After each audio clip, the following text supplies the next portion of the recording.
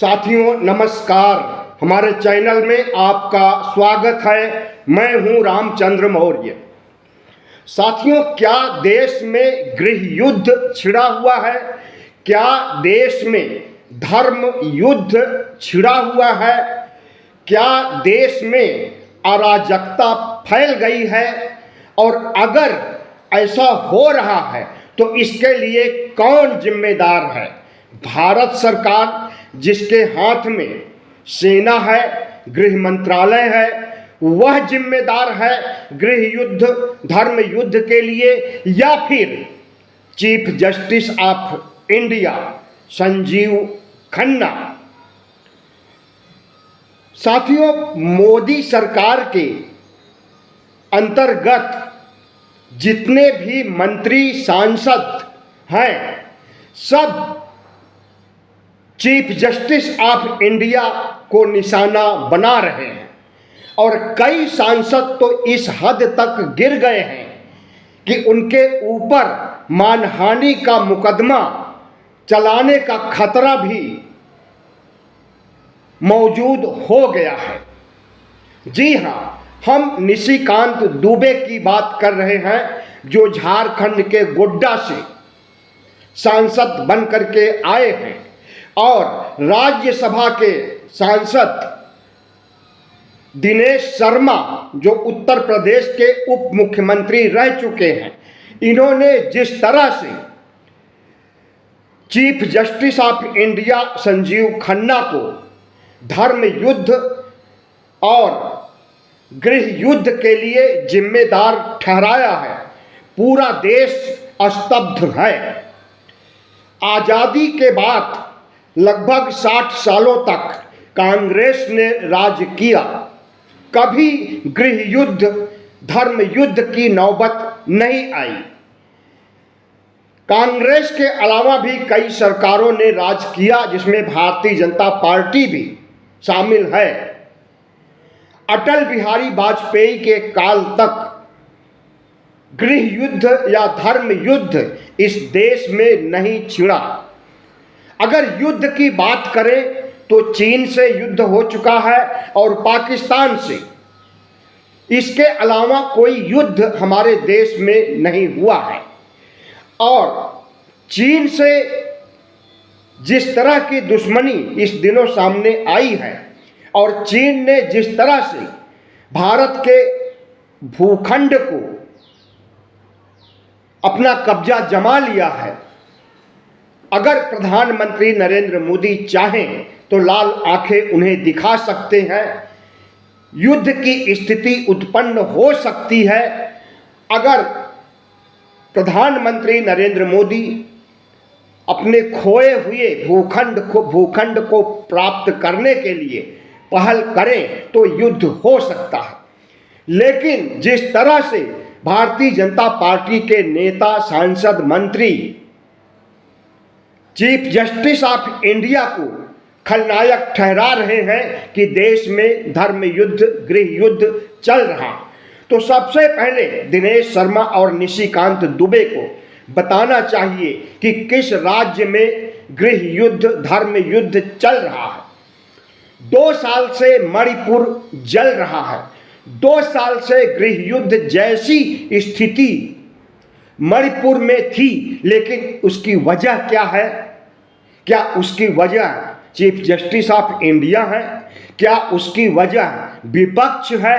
क्या उसकी वजह वहाँ के नागरिक हैं? जी नहीं, उसकी वजह वहाँ की सरकार है, जिसने कि मैतेई और कुकी समुदाय को लड़ाया और मैतेई समुदाय का उसने साथ दिया। तो वहाँ की सरकार जिम्मेदार थी और वहाँ अब राष्ट्रपति शासन चल रहा है। लेकिन वहां भी गृह युद्ध नहीं हो रहा है। तो किस राज्य में हो रहा? पश्चिम बंगाल में वक्फ बोर्ड कानून में जो संशोधन किया गया, इसका विरोध हो रहा है और वहां पर कुछ हत्याएं हुई हैं। इस बात से इनकार नहीं किया जा सकता, लेकिन धर्म युद्ध या गृह युद्ध उसे नहीं कहा जा सकता है। उससे बड़े बड़े विरोध और हिंसा की स्थितियां उत्पन्न हुई हैं इस देश में। दिल्ली में भी दंगा हुआ था 2020 में, 50 से अधिक लोग मारे गए थे, जिसमें अधिकांश मुसलमान थे, लेकिन उसे भी गृह युद्ध नहीं कहा गया। और मान लेते हैं कि देश भर में गृह युद्ध, धर्म युद्ध छिड़ा हुआ है, घमासान हो रहा है। तो इस घमासान को खत्म करने, गृह युद्ध को बंद करने, गृह युद्ध पर नियंत्रण पाने का काम किसका है? भारत सरकार का है, जिसके पास सेना है, जिसके पास गृह मंत्रालय है, उसे नियंत्रण पाना चाहिए। लेकिन इस गृह युद्ध, कथित गृह युद्ध और धर्म युद्ध के लिए अगर चीफ जस्टिस ऑफ इंडिया को दोषी ठहराया जा रहा है और उनकी वजह से गृह युद्ध छिड़ा हुआ है, अराजकता की स्थिति पूरे देश में उत्पन्न हुई है, ये हमारे शब्द नहीं हैं, ये शब्द हैं निशिकांत दुबे, गोड्डा के सांसद, प्रधानमंत्री के चहेते, और दिनेश शर्मा, राज्यसभा के सांसद, उनके शब्द हैं ये। तो प्रधानमंत्री नरेंद्र मोदी और उनकी पार्टी और उनके पार्टी के नेता नफरती बयान हमेशा से देते आए हैं। नफरत की बिसात पर इनकी राजनीति चलती है, इसलिए यह आए दिन नफरत को आगे बढ़ाते हैं।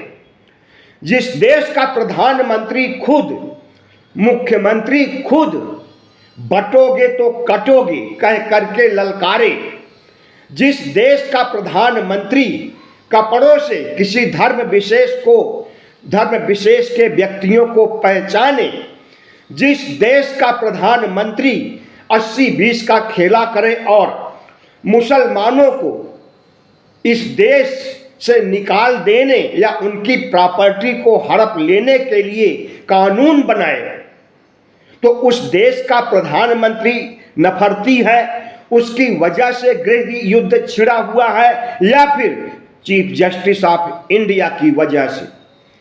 चीफ जस्टिस ऑफ इंडिया ने वक्फ कानून की समीक्षा की है और कुछ सवाल मोदी सरकार से पूछा है और उस सवाल का जवाब 7 दिन में दाखिल करने की बात कही है। और जो सवाल पूछे हैं वह कोई नए सवाल नहीं है, वह सवाल वक्फ कानून पर चर्चा के, वक्फ बिल पर चर्चा के समय संसद में तमाम विपक्ष के सांसदों ने भी पूछा था, लेकिन उनके पूछने पर बिल पर कोई प्रभाव नहीं पड़ा, कोई संज्ञान नहीं लिया गया, कोई बदलाव नहीं किया गया। आज वही सवाल अगर चीफ जस्टिस ऑफ इंडिया पूछ रहे हैं कि मुसलमानों के साथ भेदभाव क्यों किया जा रहा, उनकी प्रॉपर्टी हड़पने के लिए कानून क्यों बनाया गया, और कानून बनाया गया तो उसमें हिंदुओं को क्यों शामिल किया जा रहा है, और हिंदुओं के जितने भी ट्रस्ट मंदिर के हैं या जितने भी मठ हैं, क्या उसमें मुसलमानों को शामिल किया जाएगा। 16 अप्रैल को यह सवाल सॉलिसिटर से किया था, तुषार मेहता से चीफ जस्टिस संजीव खन्ना ने।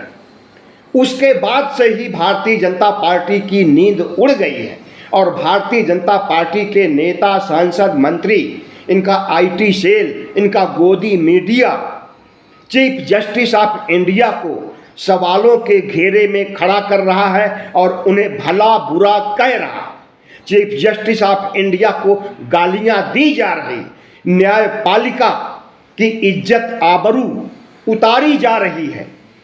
ऐसे में प्रधानमंत्री नरेंद्र मोदी चुप हैं, गृह मंत्री चुप हैं, रक्षा मंत्री चुप हैं, विधि मंत्री चुप हैं, शांत बैठे हैं। ये नफरती चिंटू तरह तरह के आरोप चीफ जस्टिस पर लगा रहे हैं और सुप्रीम कोर्ट को सुप्रीम कोठा कह रहे हैं। कोठा क्या होता है आप अच्छी तरह समझ रहे हो, कितना अपमानजनक शब्द कोठा होता है, और कोठे पर जो शारीरिक व्यवसाय होता है, वेश्याएं कोठे पर होती हैं, और ऐसे पवित्र लोकतंत्र के मंदिर को अगर सुप्रीम कोर्टा कहा जा रहा है और वहाँ के जजों को तवायफ कहा जा रहा है, तो समझ लीजिए इस देश का दुर्भाग्य कितना सिर चढ़ करके बोल रहा है और कितना भारतीय जनता पार्टी के लोग न्यायपालिका की अवमानना कर रहे हैं। इन पर अगर मुकदमा चलाया जाए सुप्रीम कोर्ट के जजों की मानहानि के लिए, तो ये कई सालों तक जेल में हो सकते हैं। लेकिन चीफ जस्टिस ऑफ इंडिया गंभीरता, सौम्यता और धैर्य का परिचय दे रहे हैं। इनके खिलाफ कोई एफआईआर, कोई मुकदमा, कोई मानहानि की नोटिस तक नहीं दी गई है। ये अपने आप शांत हो जाएंगे। 5 मई को सुनवाई होगी और उस सुनवाई पर असर डालने के लिए, दबाव बनाने के लिए कि मुसलमानों के पक्ष में फैसला न जाने पाए, हिंदुओं के पक्ष में आए, इसके लिए दबाव बनाने के लिए अगर ये नफरती नेता कह रहे हैं कि गृह युद्ध और धर्म युद्ध पूरे देश में छिड़ा हुआ है, अराजकता फैली हुई है और इसके लिए चीफ जस्टिस संजीव खन्ना जिम्मेदार है। जी हाँ, उसने नाम लेकर के कहा है चीफ जस्टिस का। तो हम मांग करते हैं संजीव खन्ना चीफ जस्टिस से कि इस तरह से न्यायपालिका की अवमानना, न्यायपालिका के जजों की अवमानना करना बहुत ही दुर्भाग्यपूर्ण है। इस पर संज्ञान लिया जाना चाहिए और इन नफरती नेताओं को इनकी औकात बताई जानी चाहिए और धर्म युद्ध, गृह युद्ध की जो बात कह रहे हैं, इन्हें बताया जाना चाहिए कि धर्म युद्ध और गृह युद्ध क्या होता है और किस तरह से झूठे आरोप लगा करके चीफ जस्टिस को बदनाम करने की कोशिश की जा रही, तो उसके क्या परिणाम होंगे। इतना कुछ हुआ, लेकिन प्रधानमंत्री नरेंद्र मोदी चुप बैठे हैं। गृह मंत्री ने कोई एक्शन नहीं लिया, विधि मंत्री ने कोई एक्शन नहीं लिया और भारतीय जनता पार्टी के अध्यक्ष, काम चलाऊ अध्यक्ष जेपी नड्डा ने कहा कि यह उनका निजी बयान है, इसका पार्टी से कोई संबंध नहीं है। इतना कह करके वह भी फारिग हो लिए, लेकिन उस शख्स को दंड देने के लिए कारण बताओ नोटिस तक भी नहीं दी गई।